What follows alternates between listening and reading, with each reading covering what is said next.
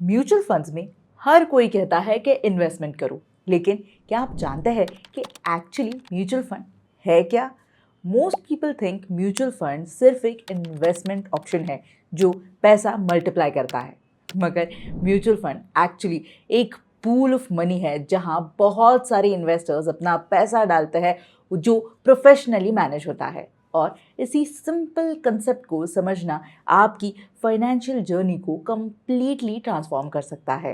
दोस्तों, मैं हूं वृशाली और आपका धन के इस यूट्यूब चैनल में बहुत बहुत स्वागत है। आज हम बात करेंगे म्यूचुअल फंड के बेसिक्स के बारे में and trust me, this is the only video you need to watch to understand the basics of mutual fund. मगर वीडियो में आगे बढ़ने से पहले मैं आपको एक बहुत ही सिंपल सा सवाल पूछना चाहती हूँ। क्या म्यूचुअल फंड सिर्फ स्टॉक्स यानी इक्विटी में इन्वेस्ट करते हैं? जल्दी से मुझे यस या नो कमेंट कीजिए।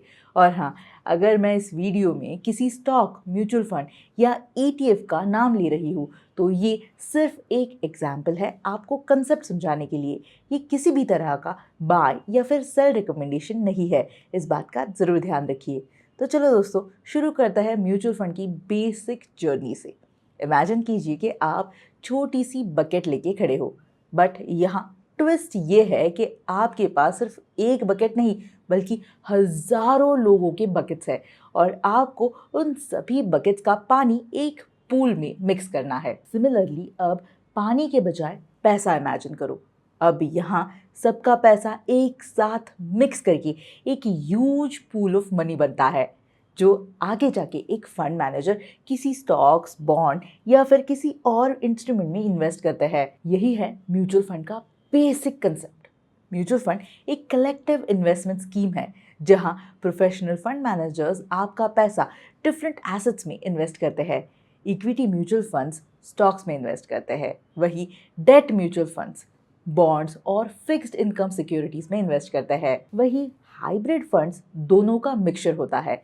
इसका मतलब ये है कि आप इनडायरेक्टली स्टॉक मार्केट और बॉन्ड मार्केट दोनों में पार्टिसिपेट कर सकते हो बिना डायरेक्ट ट्रेडिंग किए। बट यहाँ इंटरेस्टिंग बात यह है कि जब आप म्यूचुअल फंड यूनिट्स खरीदते हो तो आप एक्चुअली उस फंड की कंपनी के पार्शियल ओनर बन जाते हो।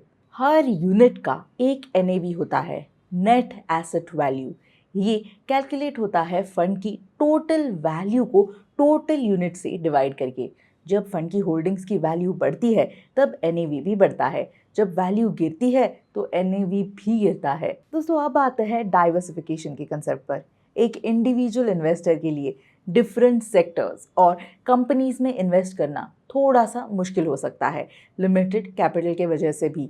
बट म्यूचुअल फंड में आपका जो पैसा है वो ऑटोमेटिकली डाइवर्स एसेट्स में स्प्रेड हो जाता है। टेक्नोलॉजी स्टॉक से लेके हेल्थ केयर, बैंकिंग से लेके FMCG, सब कुछ एक ही फंड में मिल सकता है।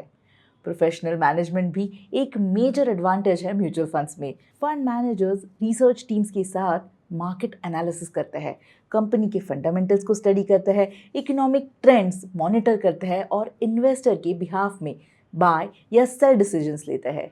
ये एक्सपर्टीज इंडिविजुअल इन्वेस्टर्स के लिए एक्सेस करना एक्सपेंसिव हो सकता है। चलिए अब बात करते हैं SIP यानी कि सिस्टमैटिक इन्वेस्टमेंट प्लान की। ये म्यूचुअल फंड का सबसे पावरफुल फीचर हो सकता है। यानी आपको रेगुलर इंटरवल्स में फिक्स्ड अमाउंट इन्वेस्ट करना होता है, जिससे मार्केट के अप्स और डाउन्स में रूपी कॉस्ट एवरेजिंग का बेनिफिट आपको मिल सकता है। यानी कि जब मार्केट डाउन है तब ज़्यादा यूनिट्स मिल सकते हैं सेम अमाउंट में, वही जब मार्केट ऊपर है तब कम यूनिट्स मिलते हैं। लॉन्ग टर्म में ये जो एवरेजिंग इफेक्ट है वो कॉस्ट ऑप्टिमाइज कर सकता है। दोस्तों, रिस्क कैटेगरीज भी समझना बहुत ही इंपॉर्टेंट है। Large cap funds relatively stable हो सकते हैं, एस्टैब्लिश्ड कंपनीज में इन्वेस्ट करते हैं वो। मिड कैप और small cap funds higher growth potential तो रखते हैं, मगर साथ में आता है हायर वोलेटिलिटी, तो ये बात आपको ज़रूर ध्यान में रखना चाहिए। वही दोस्तों, सेक्टोरल फंड्स स्पेसिफिक सेक्टर्स में कॉन्सेंट्रेटेड होते हैं, तो सेक्टर परफॉर्मेंस पर डिपेंड करता है कि आपका फंड कैसा परफॉर्म करेगा। तो अपनी रिस्क एपेटाइट को समझ के आपको कहाँ इन्वेस्ट करना है ये डिसाइड करना चाहिए। चलिए अब बात करते हैं एक्सपेंस रेशो की। एक्सपेंस रेशो ये बताता है कि फंड मैनेजमेंट में कितना कॉस्ट लग रहा है। लोअर एक्सपेंस रेशियो मतलब आपके रिटर्न्स में से कम फीस कट रही है। डायरेक्ट प्लान्स में डिस्ट्रीब्यूटर कमीशन नहीं होता है, तो एक्सपेंस रेशियो भी जनरली लोअर हो सकता है रेगुलर प्लान्स के कंपैरिजन में। इसीलिए फंड लेते वक्त ये ज़रूर चेक कीजिए कि वो डायरेक्ट प्लान है या फिर रेगुलर, और ट्राई कीजिए कि आप डायरेक्ट प्लान ही ऑप्ट करते हो। वही दोस्तों, एग्जिट लोड भी कुछ फंड्स में अप्लाई होता है अगर आप मिनिमम होल्डिंग पीरियड से पहले रिडीम करते हो। तो ये अक्सर इन्वेस्टर्स को लॉन्ग टर्म इन्वेस्टमेंट के लिए एनकरेज करने के लिए किया जाता है। डिफरेंट फंड्स में डिफरेंट एग्जिट लोड स्ट्रक्चर होता है, तो वो भी आपको ज़रूर कंसिडर करना चाहिए और बाय करने से पहले चेक करना चाहिए। आखिर में आता है फंड सिलेक्शन पर। फंड सिलेक्शन में फंड का पास्ट परफॉर्मेंस, फंड मैनेजर का ट्रैक रिकॉर्ड, फंड हाउस का रेपुटेशन, पोर्टफोलियो कॉम्पोजिशन, सब फैक्टर्स कंसिडर करने चाहिए। But past performance future results guarantee नहीं करते हैं, ये बात भी बिल्कुल भी मत भूलिए, क्योंकि मार्केट कंडीशंस चेंज होते रहते हैं। रेगुलर मॉनिटरिंग इंपॉर्टेंट है, लेकिन डेली एनएवी चेंजेस में स्ट्रेस आपको नहीं लेना चाहिए। Mutual funds long term wealth creation का टूल होता है।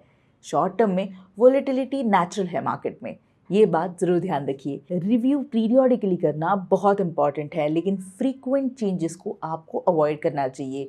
इसीलिए ज़रूरी है कि आप स्टार्ट में ही एक ही सही फंड को चूज़ करो, जिसके लिए आप धन का mutual fund comparison feature use कर सकते हो। इसके लिए सबसे पहले गूगल पर आपको म्यूचुअल फंड कंपैरिजन धन इसे सर्च करना है। फिर जो पहली लिंक आ जाएगी उस पर क्लिक कीजिए और यहाँ पर आप 3 म्यूचुअल फंड्स को ऐड कर सकते हो। अब यहाँ पर मैं randomly HDFC large cap mutual fund, second पर SBI लार्ज कैप और थर्ड पर ICICI prudential large cap add करूँगी। अब यहाँ पर ये तीनों ऐड हो गए हैं और यहाँ पर आप इनके लॉन्ग टर्म रिटर्न्स देख सकते हो कि 1 साल में तीनों ही फंड्स ने कैसा परफॉर्म किया है, 3 साल में कैसा परफॉर्म किया है, 5 साल में कैसा परफॉर्म किया है, और शॉर्ट टर्म रिटर्न्स जैसे 1 मंथ, 3 मंथ, 6 मंथ ये भी देख सकते हो।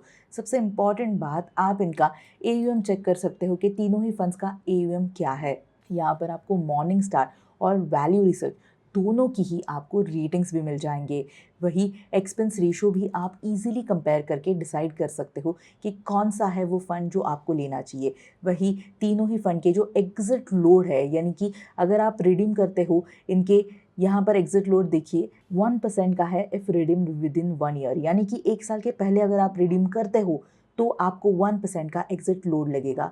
ये भी डिफाइंड है। लॉक इन पीरियड के बारे में बताया है, और सबसे इम्पॉर्टेंट यहाँ पर आप टॉप इनकी 5 होल्डिंग्स देख सकते हो, टॉप सेक्टर्स देख सकते हो। ये सब कुछ आप यहाँ पर चेक कर सकते हो और कंपेयर भी कर सकते हो, ताकि जब आप लोगे कोई भी म्यूचुअल फंड तो आपको समझने में और डिसाइड करने में आसानी हो। अब दोस्तों आते हैं उस क्वेश्चन के आंसर पर जो मैंने वीडियो के शुरुआत में आपसे पूछा था कि क्या म्यूचुअल फंड सिर्फ स्टॉक्स यानी इक्विटी में इन्वेस्ट करते हैं या नहीं। जी नहीं दोस्तों, म्यूचुअल फंड इक्विटी के साथ साथ बॉन्ड्स या फिर कमोडिटीज़ जैसे कि गोल्ड में भी इन्वेस्ट करते हैं। ये म्यूचुअल फंड की कैटेगरी पे डिपेंड करता है। तो ध्यान रखिए दोस्तों, म्यूचुअल फंड एक बहुत ही सिंपल प्रोसेस है। डाइवर्सिफिकेशन इसमें आपको मिलता है, प्रोफेशनल एक्सपर्टीज अवेलेबल है। बट रिमेंबर दोस्तों, म्यूचुअल फंड में मार्केट रिस्क भी होते हैं। रिसर्च करके अपने फाइनेंशियल गोल्स के अकॉर्डिंग आपको सिलेक्ट करना इम्पॉर्टेंट है। अगर ये वीडियो हेल्पफुल लगा तो धन के यूट्यूब चैनल को ज़रूर सब्सक्राइब कीजिए और बेल आइकन को ज़रूर प्रेस कीजिए, ताकि आपको ऐसे ही यूज़फुल फाइनेंशियल कंटेंट मिलता रहे। Investments in the securities market are subject to market risk. Read all the related documents carefully before investing.